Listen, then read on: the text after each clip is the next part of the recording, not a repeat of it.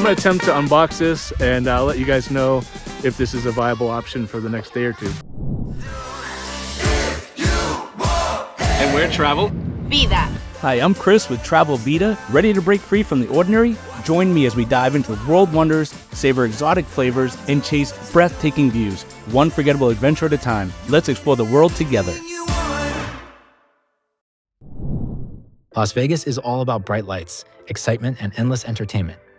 But just an hour away, a whole different world awaits, the Spring Mountains. As you leave the city behind, the neon signs fade into towering pines. The energy of the Strip transforms into calm mountain breezes, and instead of bustling streets, you find winding roads leading to open skies and rugged landscapes. So, what makes the Spring Mountains so special? For starters, this vast playground spans over 316,000 acres, rising dramatically from the Mojave Desert. It's a place where desert meets alpine, offering an incredible mix of landscapes and outdoor adventures. And the name? It comes from the hidden springs scattered throughout the range, especially in Red Rock Canyon on the eastern side. Now, let's talk about Lovell Canyon. It's located on the western side of the Spring Mountains. Unlike the more developed areas of the recreation zone, Lovell Canyon is remote and peaceful, perfect for boondocking, hiking, and just soaking in nature. One of the biggest draws here is the solitude. You won't find big campgrounds or packed picnic areas, just wide open spaces, fresh air, and some of the best stargazing you can imagine. Despite being only about an hour from Las Vegas, Lovell Canyon feels like another world.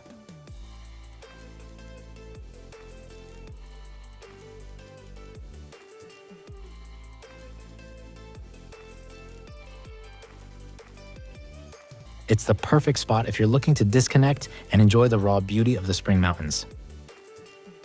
This is like Lovell Canyon. Tons of camping spots. Mucho campamentos. So here's a nice little flat spot. It's got a bunch of like little rock campfire things. Completely free. You can stay up here for 14 days up to, and then you can just move to another spot, but pretty cool. I'm almost at my spot. But before we get there, let's do a quick unboxing. Yes, the unboxing of the Starlink satellite.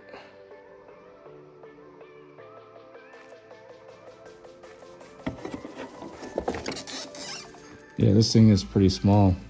For those who don't know, Starlink is internet from space.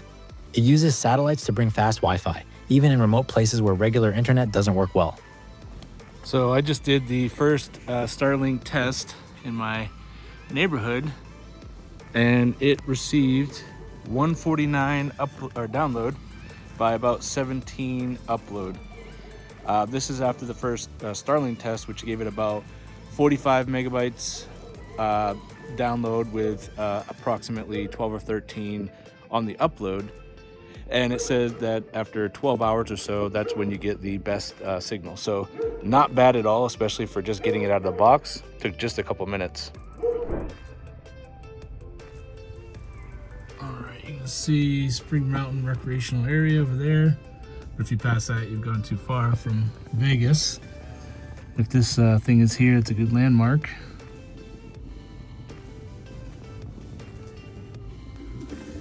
So this is the spot I would probably come back to. You get my trailer around here. Nice little spot. Great view on the other side.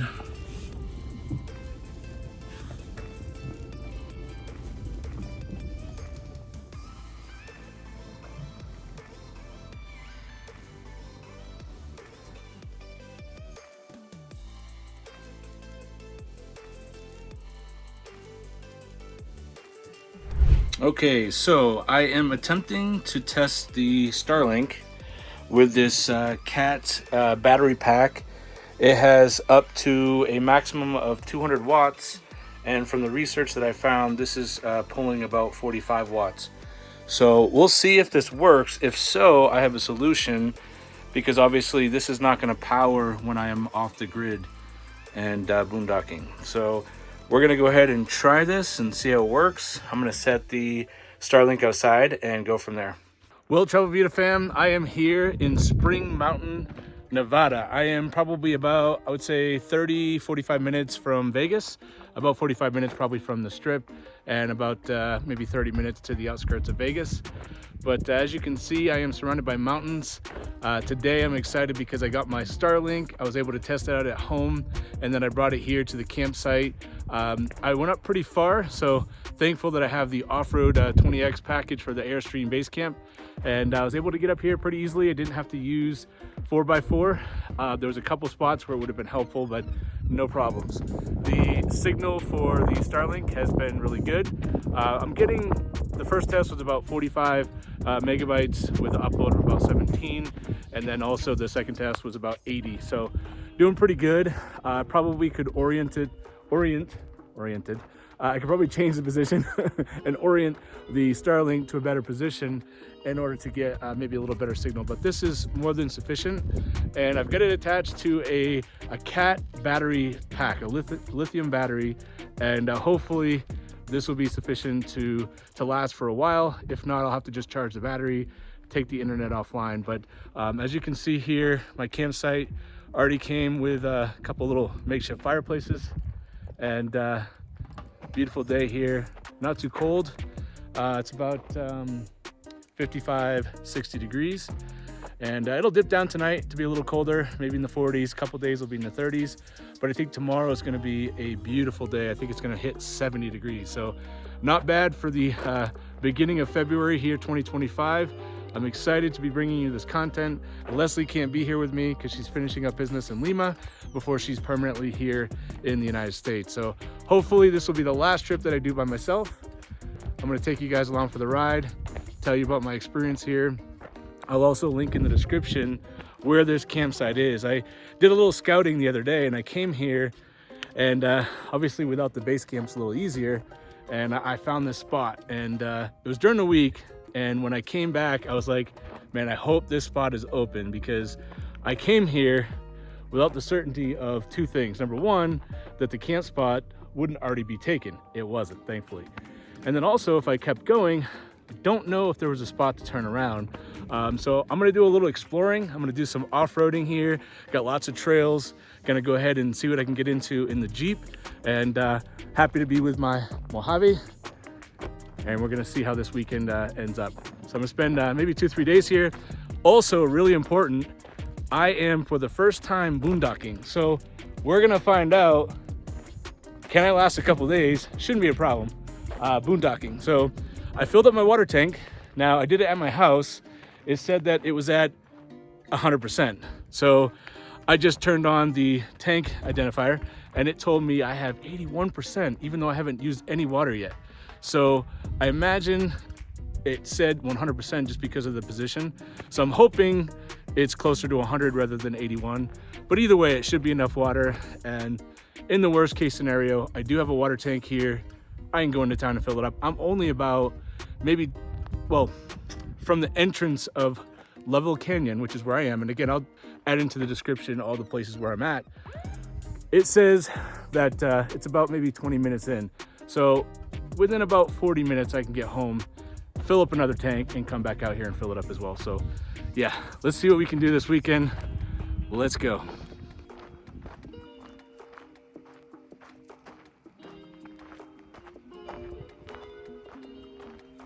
Mira esto vista.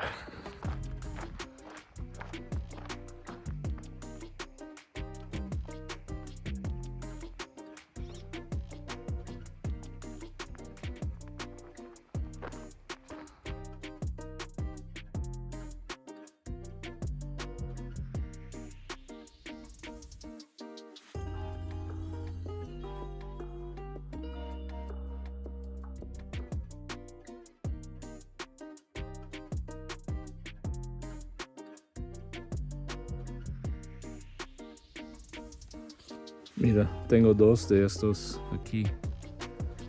Y uno acá. Y lámpara.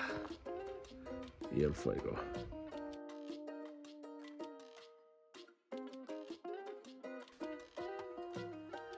So, I was out hanging out by the campfire. I just put it down, but I have run out of power. So I was trying to charge my cat battery here, and for the Starlink internet, this thing would give us about maybe 30-40 minutes of internet before the battery would die on this. And so what I was doing was charging the cat battery with the lithium battery here in the RV, and I did that twice. And I was up by the campfire, I was, checking the battery. It was going down. It started at about 13, and the last time I checked it was like 10.8. And I'm not sure how far down you can go. And I was outside for about an hour, but the battery didn't seem to go down more than just a little bit. So I thought it was okay. I came back in after an hour and everything was off. So I have to assume my battery's dead. I might have blown a fuse, but the only thing I was trying to charge was the cat battery and my iPad. I was trying to download a movie. So here I am. No heat tonight because with the propane, you do need a fan, electrical fan. And normally with the RV having 300 watts of solar, we should be good, right? Well, not when you're charging a cat battery, which takes a lot of power, and also you're charging your iPad. So lesson learned, sometimes you make mistakes, and hopefully my mistakes will be your gain. But here I am, gonna enjoy the evening. I checked the weather app, and it's about 46 tonight, or 43 for a low, around that area. So it should be okay. Right now I am boiling some water so I can make some food, and I'm gonna make this time a fettuccine alfredo with chicken. Apologize for the lack of great lighting here, but as I mentioned, I lost power. So luckily I picked this up actually yesterday, and this has different levels of brightness, which makes it pretty nice. So you can change the brightness level, turn it off, and thankfully I have this. Obviously I have my cell phone light as well, but my battery is about 54%. So I'm gonna make some food. I have a full iPad, so I'm gonna watch a movie that I had downloaded, and I'm gonna hang out, and hopefully I'll let you guys know. In the morning, we'll see if the solar has charged up the lithium battery in the RV trailer. If not, it'll be a major disappointment. So in the short amount of time that I had to check on the internet, I did check to see if the lithium battery would be okay if it completely died and was recharged by the solar. So I think it's going to be okay, but we'll see. I'll let you guys know, and you'll find out tomorrow. Good night for now.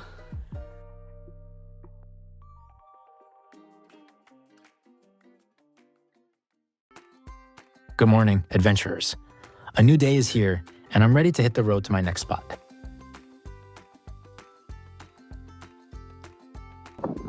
Well, I think I found my next spot up here. This is seemingly the peak, and there's a good little spot right here with amazing views.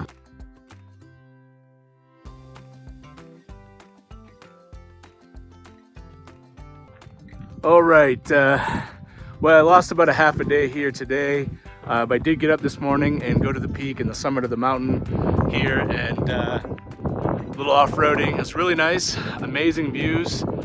Just so surprised. This is about, the mouth of this place is about 15 or so minutes from my neighborhood, which is so close, and another maybe 25 minutes, depending if you're towing, to get to this spot right here. So pretty incredible. But yeah, last night ran out of power. Unfortunately, I tried to charge that battery, the cat battery, and yeah, that just didn't work. It ended up killing my solar, or killing my lithium battery in the RV. The good news is right now I do have power back on in the RV. This morning I was getting a little bit of power, but not enough to power up the refrigerator. So now I see that I'm at about 12 volts or so, 12 volts or watts. Tell me in the comments if you know. But so it appears I'm gonna at least be able to continue to run the refrigerator. I don't think I'll dare to try to run the heat tonight, which I didn't last night either. It's been a beautiful day, so hopefully it won't be too cold tonight.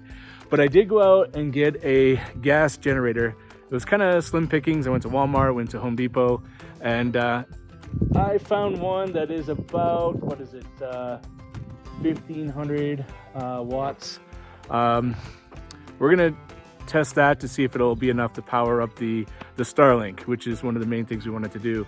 One thing I did notice though, and for my next camping spot at the top of the mountain here, I did have cell phone signal, so I was pretty surprised, but that is a spot where I was getting spotty coverage on my cell phone, and I was able to jump online a little bit. But yeah, I had to last night get the Starlink with the temporary battery pack, and it only gave me about maybe 30-45 minutes at the most of Starlink internet, because the battery would just die, and then of course the Starlink shuts off. So hopefully this generator is not too loud, and it'll give me enough to at least be able to periodically jump on the internet. My plan was to work from this spot here tomorrow, so hopefully I'm going to be able to do that. I went ahead and picked up this generator, got some gas. Supposedly it comes with the oil, so I'm going to attempt to unbox this, and I'll let you guys know if this is a viable option for the next day or two. But so far, pretty happy with this place. Pretty amazing. The views, I mean, just imagine a 15-minute drive out of this place, and it is all desert. I mean, this is such a contrast, and even on the other side of the mountains, you see a lot of brown. You don't see the trees, you don't see the green, and I can imagine the summertime it's even better in terms of the greenery. But I think what happens is in these valleys, the mountains kind of shade the area and prevent all of the sun and the sun's strength from penetrating this area. So pretty cool. I really like this spot. It's definitely recommended. I'm hesitant to tell everybody because I'm sure a lot of people who are local who come here love doing so without there being too many people here. But everybody has been super friendly. Everybody waves. I talked to a few people on trails. There's some four-wheelers here. Really just a good time to get out and explore nature a little bit, do a little bit of off-roading, and just enjoy the scenery. So hopefully you guys have enjoyed as well. And this is just a reminder that this is outside of Las Vegas. Pretty cool.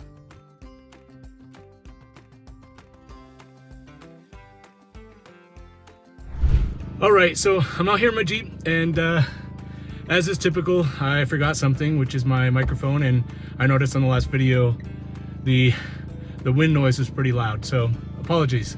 But we have success with the generator, as I expected. I had to put some oil in and figure out how to add the oil and check it to make sure I didn't put too much in. Turns out you pretty much just put the whole bottle in. It only takes about 0.7 gallons of gas, which I also found out kind of the hard way. Spilled a little bit of gas on me. That's all good. Clean myself up, and now I have the generator on and the Starlink is functioning. The only question is, how long will it last?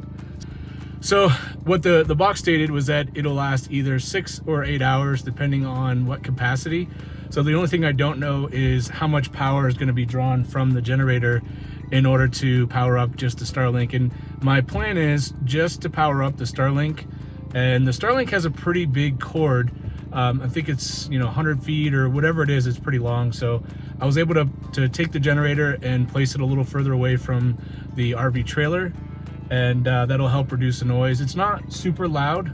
I have it right here outside of my door. My door is actually blocking it, but it's pretty close. It's not terrible. If it was really close to the RV trailer, it would be a little annoying to sleep. So probably will power it off at night. But this is going to allow me to have internet, and we'll see for how long. That being said, I have plenty of gas because it only takes 0.7 gallons to fill up the tank in the generator, and I have a 5-gallon gas tank. So we're going to be able to power this thing. I should be able to work from here tomorrow, and that's going to allow me to stay a little longer. Now my trailer is at the wattage or ampage, I'm not sure which. You can again tell me down in the description or in the comments, but I have about 12.1, so it is getting solar. I am able to get sun, not solar, down on the solar panels, which will allow me to use lights and stuff like that. But I will not be trying to power up my battery anymore. So lesson learned. This is my first boondocking experience, so you're always going to learn something new, and hopefully I can help you all avoid the same mistakes that I made here today. All right, so I just came over and found my cord, my plug, actually popped off, and I guess it's the vibration of the generator. So we'll see if that happens again. I try to put it in a little bit tighter, but that could be an issue. One thing I learned from this experience is that I can power the entire base camp with the generator. I was a bit hesitant at first, but as long as I didn't run the air conditioning, it handled everything just fine. After trying a few other options, I finally decided to plug it in. At first, I tripped the generator's automatic shutoff, but after a quick reset, everything powered up perfectly. The lights, refrigerator, and even my Starlink inside the RV trailer worked, so mission accomplished. Who says you can't cook while you're camping?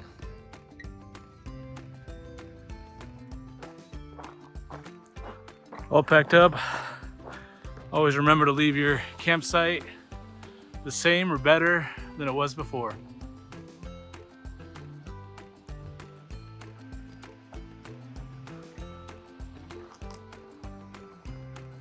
And that's how my first boondocking experience comes to an end. If you enjoyed the adventure, don't forget to like, subscribe, and hit the bell for more. Let me know in the comments. Would you camp here? See you on the next one.